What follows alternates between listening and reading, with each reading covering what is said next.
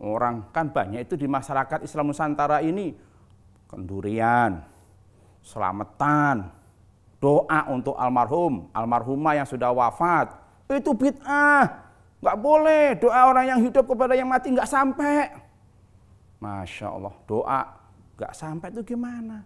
Andalan hadisnya idza mata ibnu Adam in qata amalu illa min salasin shadaqatin jariyah aw ilmin yuntafa'u bih aw waladin sholihin yad'ulah. Loh, itu kan doanya anak yang diterima, bukan doanya orang lain. Masya Allah. Coba pemirsa NO Channel yang dimuliakan Allah, kita lihat, kita tidak usah macam-macam membid'ahkan orang, menyalahkan orang. Kita lihat sajalah proses doa dari selain anak kepada jenazah. Kita sering mensolatkan jenazah, siapapun dia. Coba kalau kita perhatikan tata cara sholat jenazah. Sholat jenazah itu kan tidak pakai rukuk, tidak pakai sujud ya. Cuman takbir saja. Takbir pertama baca Al-Fatihah. Terus takbir kedua baca sholawat. Nah coba takbir ketiga baca doa khusus untuk jenazah. Takbir keempat doa untuk yang ditinggalkan keluarga dan semuanya muslimat, salam. Kalau doa orang yang hidup kepada yang mati tidak sampai, bagaimana dengan doa yang mensolatkan itu? Allahumma gfir lahu warhamhu wa'afihi wa'fu anhu, atau Allahumma gfir laha kalau perempuan seterusnya, kan bukan anak. Kalau tidak sampai, kenapa diwajibkan sholat jenazah walaupun dengan fardu kifayah namanya? Nah ini, jadi janganlah kita gampang menyalahkan orang. Nanti tandanya kamu kalau sholat, kalau mati tidak disolatkan, karena kamu berpendapat nggak sampai doanya orang hidup pada yang mati karena bukan anak. Bagaimana dengan yang nggak pernah anak, nggak punya anak, belum nikah, atau nikah belum punya anak, atau belum sempat nikah, kalau nggak sampai doanya orang lain. Oleh karena itu, Islam rahmatan lil alamin, kita punya pendapat bahwa doa siapapun untuk muslimin muslimat yang sudah wafat sampai. Janganlah dibid'ahkan. Nanti kalau kalian mati tidak disolatkan akibatnya. Ada orang kubur, ziarah kubur, bid'ah. Alasannya apa? Masa minta kepada kuburan? Tuh, di Jawa ini Islam Nusantara ini kan, kalau kita lihat makam-makam para ulama, para wali, betapa sangat banyak dikunjungi oleh masyarakat yang berdoa di situ. Ya Allah, katanya diklaim itu bid'ah, itu syirik. Kenapa minta kepada kuburan? Tidak. Tidak minta kepada kuburan, itu berdoa.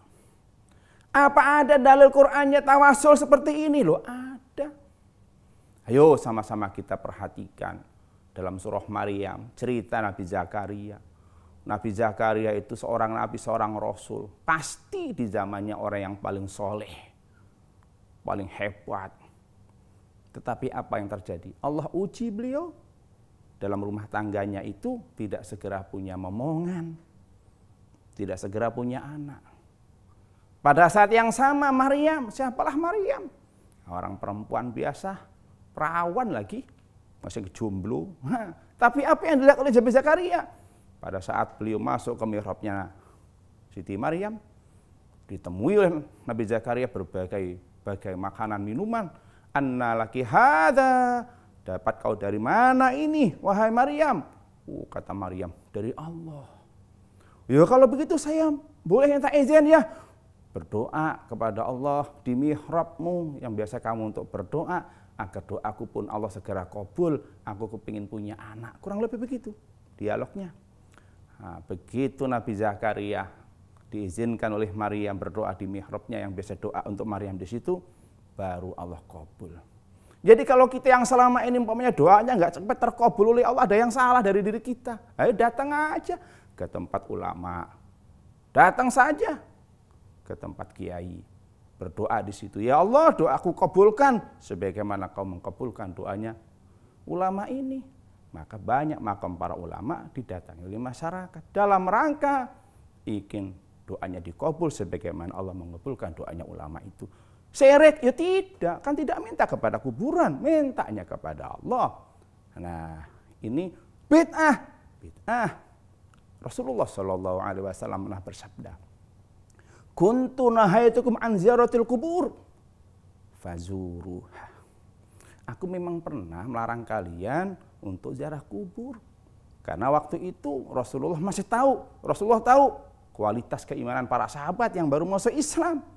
Masa transisi belum kuat dalam keimanan, belum bisa membedakan mana tradisi jahiliyahnya dan mana tuntunan Islam. Tapi begitu setelah banyak belajar, Rasulullah memberikan contoh, karena Rasulullah juga sering ke makam Baqi. Nah, kemudian sekarang silahkan ziarah kubur. Bid'ah, ya bid'ah, tapi bid'ah yang hasanah, tidak bid'ah malahan. Kenapa?